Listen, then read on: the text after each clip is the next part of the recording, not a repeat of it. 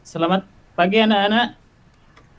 Assalamualaikum warahmatullahi wabarakatuh. Apa Waalaikumsalam kabarnya semuanya? warahmatullahi wabarakatuh.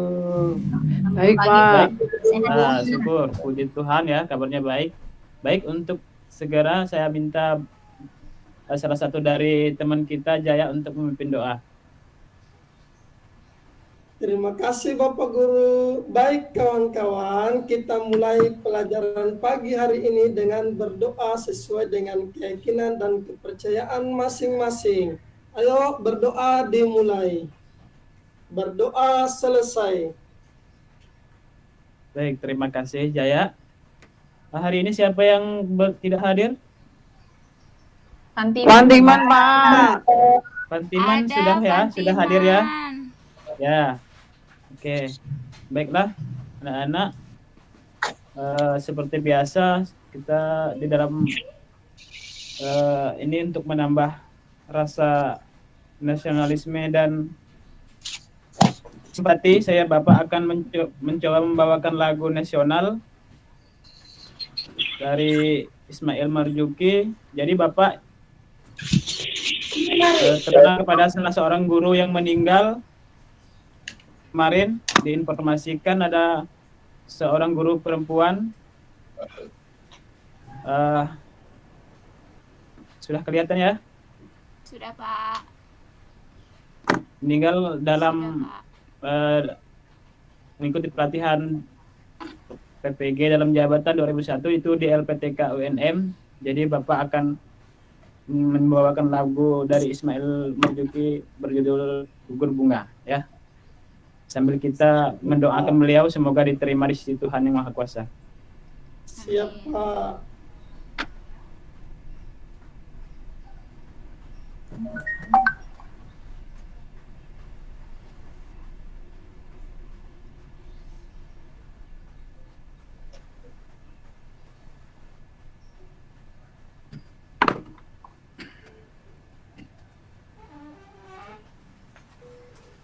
Yang bisa ikut. Pak, suaranya nggak kedengaran. Hatiku Nggak ada suaranya. akan pilu telah gugur pahlawanku. Betapa hatiku akan sedih hamba ditinggal sendiri. Siapakah kini berlara dan setia dan perwira? Siapakah kini pahlawan hati pembela bangsa sejati? Telah gugur pahlawanku, tunai sudah janji bakti, gugur satu tumbuh seribu, tanah air jaya sakti. Berbunga di taman bakti di hari bulan pertiwi. Harus terbang menambahkan hari tanah air jaya sakti. Telah gugur pahlawanku, tunai sudah janji bakti.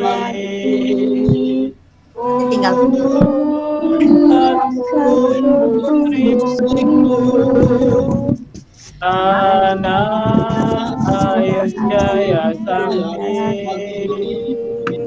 tanah air jaya sakti.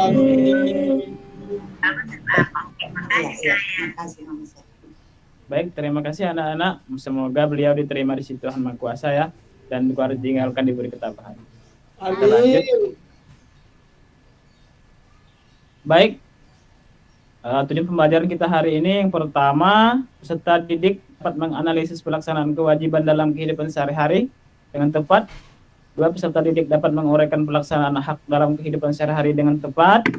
3. Peserta didik dapat merumuskan hasil analisis pelaksanaan kewajiban sebagai warga masyarakat dalam kehidupan sehari-hari.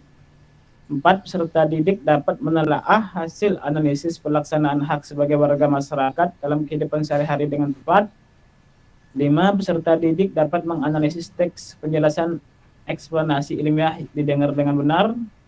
6. Peserta didik dapat menguraikan teks penjelasan eksplanasi ilmiah yang dibaca dengan benar.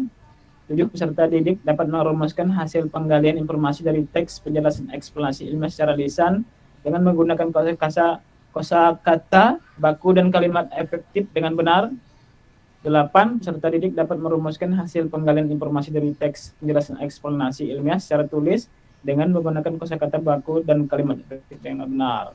Nah, itu 8 tujuan pembelajaran kita hari ini. Nah, Jaya, sekarang jam berapa? Di tempat Jaya? Jam Jaya? Sudah jam 9 lewat, Bapak Guru. Lewat 15 ya. Nah, jadi Iya, pada Bapak pertemuan Guru. sebelumnya kita telah belajar tentang penemu jam. Jadi salah satu manfaat dari penemuan jam adalah membantu kita disiplin terhadap waktu ya. Bagaimana dengan kamu? Apakah kamu sudah disiplin waktu? Baik, kita lanjutkan. Pernahkah kamu datang terlambat ke sekolah? Nah, jika tidak pernah, kamu dapat menceritakan pengalaman datang terlambat pada saat bertemu teman-teman lainnya. Tuliskan pengalamanmu datang terlambat ke sekolah. Ya. Kapan kamu terlambat datang ke sekolah? Ya, mungkin kawan-kawan mungkin yang ada dan anak-anak mungkin yang pernah terlambat dan ada yang tidak pernah ya. Masing-masing pengalaman anak berbeda-beda. Kemudian mengapa kamu terlambat? Sebabnya pasti masing-masing ada ya. Kemudian siapa saja yang kamu rugikan saat kamu terlambat? Ya, pertama kamu sendiri. Kedua, teman-teman kamu dirugikan. Guru pun juga dirugikan. Kemudian, kelima, apakah ketika kamu terlambat, kamu sudah mengambil hak temanmu untuk belajar dengan nyaman? So, pasti, karena datang terlambat, teman-teman lain akan merasa terganggu. Ya. Keenam, apakah ketika kamu terlambat, kamu sudah mengambil hak gurumu untuk mengajar dengan nyaman? Ya, pasti. Ya kan, guru juga merasa tidak nyaman ketika ada siswa yang datang terlambat. 7. Apakah ketika kamu terlambat, kamu belum melaksanakan kewajiban untuk menjadi pelajar yang disiplin? Ya, Pak. Ya, belum ya. Dia belum melaksanakan kewajiban untuk menjadi pelajar yang disiplin jika masih datang terlambat. 8. Apa yang menjadi rencanamu supaya kamu tidak datang terlambat lagi? Ya, banyak ya caranya ya. Bangun lebih awal, mempersiapkan peralatan sekolah pada waktu malam hari atau sore harinya. Datang ke sekolah jangan terlalu mepet waktunya ya. Jadi kalau masuknya jam 7 atau jam 8, ya setengah jam sebelumnya kamu sudah berangkat atau setidaknya sudah berada di sekolah. Nah, jadi datang tepat waktu ke sekolah adalah salah satu kewajiban kita sebagai pelajar ya. Ketika kita tidak melaksanakan kewajiban itu akan membuat orang di sekitar kita menjadi tidak nyaman. Ayo, laksanakan kewajibanmu dengan tanggung jawab ya. Ya, Pak. Nah, kemudian coba amati gambar itu. Ada 3 ya, gambar 1, 2, dan 3. Apakah mereka sudah melaksanakan kewajibannya dengan tanggung jawab? Apa dampak dari yang mereka lakukan? Gambar 1 itu, coba Darmi, gambar 1 itu apa?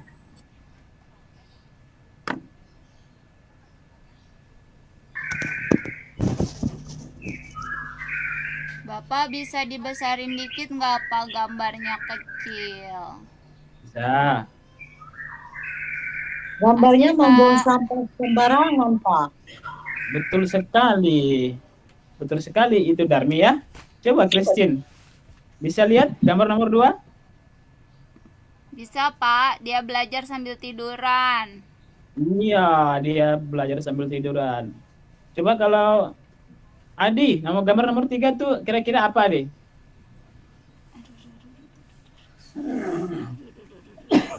Lagi diskusi mereka, Bapak. Iya, lagi diskusi ya atau belajar kelompok. Ya, jadi di sini ada daftar pertanyaan. Kemudian dari gambar 1, 2, 3 itu kita amati ya. Kita contohnya seperti ini. Apa kewajiban kita sebagai pelajar? Nah, gambar satu ini membuang sampah pada tempatnya. Ini sudah melakukan kewajibannya apa belum nih? Nomor 1 ini, gambar nomor 1. Belum, Belum, Pak. Bapak. Belum, Pak. Belum, Oh, Pak. Belum. Belum, Pak. Kemudian yang nomor 2 itu gambarnya dia lagi malas-malasan sambil belajar. Apa dia sudah melakukan kewajiban sebagai pelajar? Belum. Belum. Kemudian nomor 3 ini mengerjakan tugas kelompok bersama-sama, tidak mencoret-coret meja. Nah, ini sudah melaksanakan kewajiban kita sebagai pelajar atau belum? Sudah, Pak. Sudah. Sudah, Pak. Kemudian ya, kita beralih ke pertanyaan nomor 2 ini. Gambar nomor 1 ini maksudnya ya, apakah mereka sudah melaksanakan kewajiban sebagai pelajar? Ini belum ya? Belum apa sudah nih? Belum, Pak. Belum, Pak. Nomor 2 sudah melaksanakan kewajibannya sebagai pelajar? Belum, Pak. Belum. Belum. Belum ya, benar. Nomor 3? Sudah, Pak. Belum, Pak. Ya. Coba kita lihat jawaban Adi. Sudah. Apa dampak bagi diri sendiri jika membuang sampah sembarang seperti gambar nomor 1 ini? Apa dampaknya? Coba ada yang tahu? Lingkungan jadi kotor.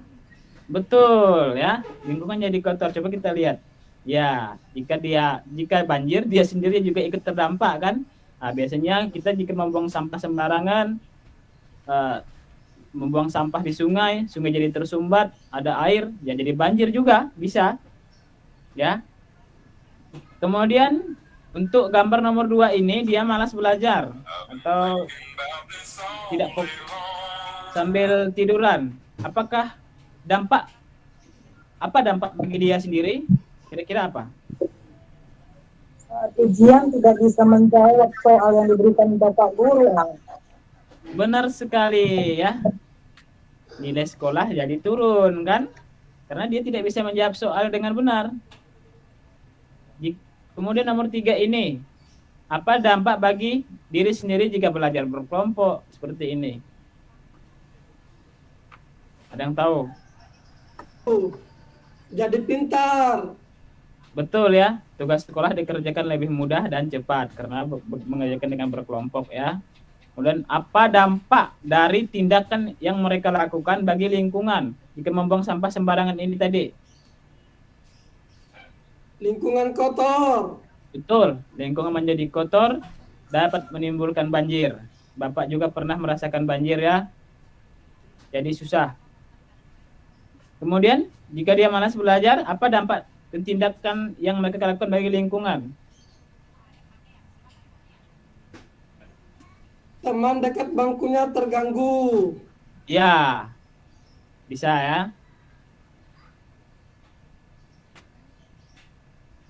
Apa dampak dari tindakan yang mereka lakukan bagi lingkungan jika tidak mencoret-coret meja tetap bersih ya. Kemudian apa dampak dari tindakan yang mereka lakukan bagi orang lain jika membuang sampah sembarangan? Membuat orang lain tidak nyaman. Kemudian jika banyak banjir, banyak orang akan terdampak. Kemudian jika dia malas belajar, tidak sungguh-sungguh, orang lain enggan mengajaknya mengerjakan tugas kelompok. Malas ya, temannya ikut kelompok, dia malas gitu biasanya.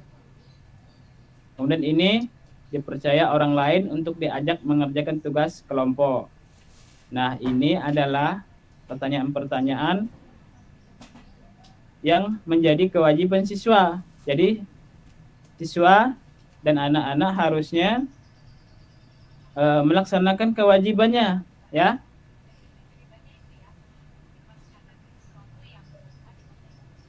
Sekarang tuliskan kewajibanmu yang lain sebagai pelajar. Apa dampaknya jika kamu tidak melaksanakan dengan tanggung jawab? Jelaskan jawabanmu. Nah, ini Bapak ada membuat sebuah kewajiban pelajar seperti ini. Ada 1, rajin belajar. 2, menyelesaikan tugas tepat waktu. 3, menaati peraturan sekolah. 4, menghormati guru. 5, menjaga kerukunan dengan teman. Ini adalah kewajiban pelajar, kewajiban anak-anak juga. Nah, dampak jika tidak melaksanakan kewajiban, misalnya ini, kalau dia rajin belajar, kemudian dampak jika dia tidak melaksanakan kewajiban atau tidak belajar, nilai sekolah akan rendah seperti ini. Ya, kemudian jika kewajiban pelajar menyelesaikan tugas tepat waktu, dampak jika tidak melaksanakan kewajiban, tugas menjadi menumpuk. Kemudian kewajiban pelajar menaati peraturan sekolah, dampak jika tidak melaksanakan kewajiban, mendapat hukuman. Kewajiban pelajar menghormati guru, dampak jika tidak melaksanakan kewajibannya adalah kurang mendapat perhatian dari guru. Kemudian kewajiban pelajar menjaga kerukunan dengan teman, dampak jika tidak melaksanakan kewajibannya adalah membuat suasana menjadi tidak nyaman. Nah, jadi ada kewajiban dan ada dampak jika tidak melaksanakan kewajiban. Seperti itu. Melaksanakan kewajiban sebagai pelajar akan membantu kita mengikuti kegiatan belajar dengan baik. Kemudian pada pembelajaran 1 ya, kamu telah membaca teks tentang si kotak ajaib. Kamu telah menemukan kalimat tidak efektif pada teks tersebut.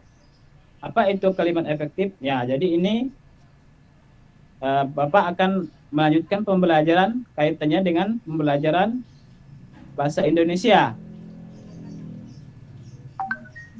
Oh ya, ini Bapak ada ice breaking, masih ingat ice breaking ini ya? Anak-anak. Kalau Bapak bilang 1, maka Masih kalian dong, Pak. jentikkan tangan, bilang fokus. Fokus. Kalau Bapak sebut 2, ancungkan jempol, miringkan jempol dan kepala ke kiri sambil bilang asik. Kalau Bapak bilang 3, kamu bilangnya ea. Ya, bisa. Bisa kan? Siap, Pak. Siap. Dengan Bisa, Bapak. kalau Bapak bilang 1, 1, 2, berarti kamu bilang fokus. Asik. Bisa? Siap, Pak. Ayo coba. 1, 2, 3. Fokus. Fokus. Asik. Fokus. Asik. Ya. Ya. Ya. Nah, coba Bapak sekali lagi. 1, Fokus. Fokus. 2, Asik. 3. Iya. Ya, makasih. Ya, fokus ya. Kembali ke pembelajaran. Kalimat efektif ya, kalimat yang efektif mengungkapkan gagasan sehingga mudah dipahami. Ciri-ciri kalimat efektif: hemat, tidak menuliskan kata yang bermakna sama ya. Jadi ya di sini ada contohnya, para tamu-tamu duduk di kursi. Perhatikan kata para. Apa makna kata dari kata para? Perhatikan kata tamu-tamu. Apa makna dari kata tamu-tamu? Kata para menunjukkan banyak dan tamu-tamu juga menunjukkan tamu yang banyak. Kita dapat menghilangkan salah satunya. Nah, misalnya untuk membuat kalimat yang efektif adalah tamu-tamu duduk di kursi. Itu kalimat efektif juga ya dari contoh di atas. Kemudian para tamu duduk di kursi. Para tamu juga menunjukkan banyak tamu ya. Seperti kata tamu-tamu. Jadi ciri dari kalimat efektif itu harus hemat. Tidak menuliskan kata yang bermakna sama. Nah, sekarang ubahlah kalimat tidak efektif yang kamu temukan pada teks si kotak ajaib Ini pada pembelajaran 1 kemarin, kita sudah pada pembelajaran 4. Ya, ini kalimatnya. Jadi, tugasnya anak-anak ini tugas individu ya. Masing-masing aja. Yang Bapak buat tulisan merah dan garis miring ini adalah kalimat tidak efektif. Misalnya, John Logie Baird lahir di Skotlandia 13 Agustus 1988. Ia adalah penemu yang pada kesempatan itu untuk pertama kalinya menunjukkan bahwa gambar hidup dapat mentransmisikan melalui pesawat yang sekarang dikenal sebagai televisi. Baird mendemonstrasikan televisi di depan para bapak-bapak dan ibu-ibu di Royal Institute London untuk pertama kalinya pada tahun 1925. Seiring dengan perkembangan teknologi, lalu televisi kemudian terus berkembang hingga menjadi semakin canggih seperti saat ini. Perhatikan kalimat yang Bapak tuliskan oranye ini. Ada 3. Kita membuat menjadi kalimat efektif ya. Baik, Bapak tuliskan lagi kalimatnya. Penemu yang pada kesempatan itu untuk pertama kalinya, ini adalah salah satu kalimat dalam teks eksplanasi tadi, kalimat yang tidak efektif. Kemudian keduanya di depan para bapak-bapak dan ibu-ibu, itu juga bagian kalimat tidak efektif dalam teks eksplanasi yang berjudul Si Kotak Ajaib tadi. Kemudian lalu televisi kemudian terus berkembang, ini juga bukan bagian dari kalimat efektif. Nah, kira-kira anak-anak ada yang bisa membuat kalimat tidak efektif ini menjadi kalimat efektif? Saya Bapak. Ayo. Mau yang mana? Mau yang pertama. Mantap. Ayo, silakan. Penemu. Ya, memang susah pelajarannya ya. Kalau tidak fokus ya. Tidak bisa Pak Guru. Aduh, susah ya Pak Guru. Baik. Jadi bisa gitu aja.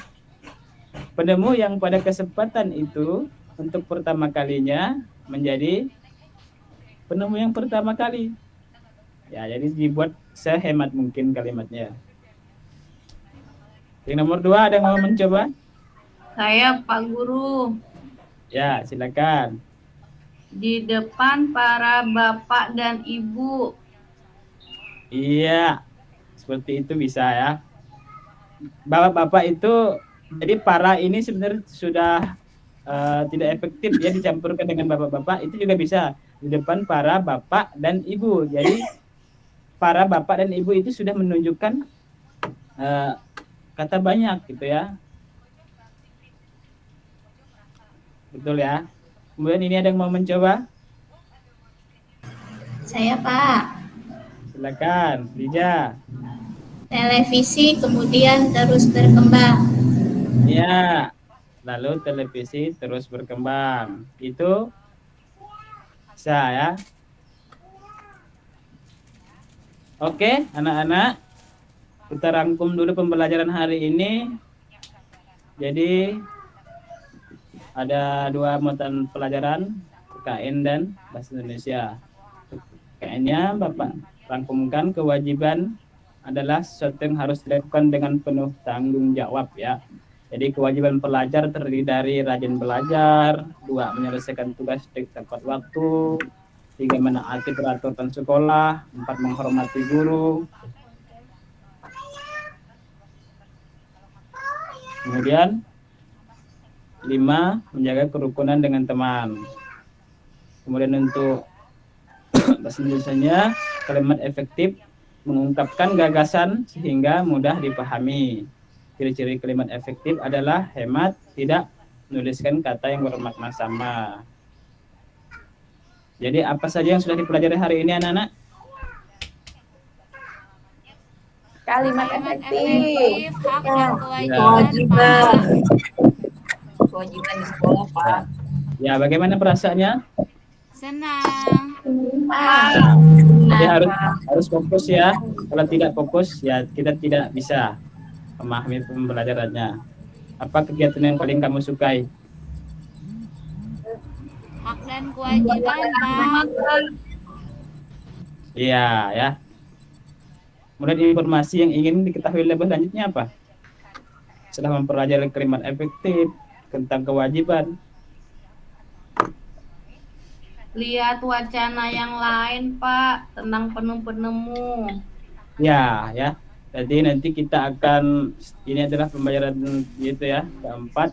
Jadi kita nanti akan mempelajari wacana yang baru lagi di pembelajaran atau tema yang selanjutnya.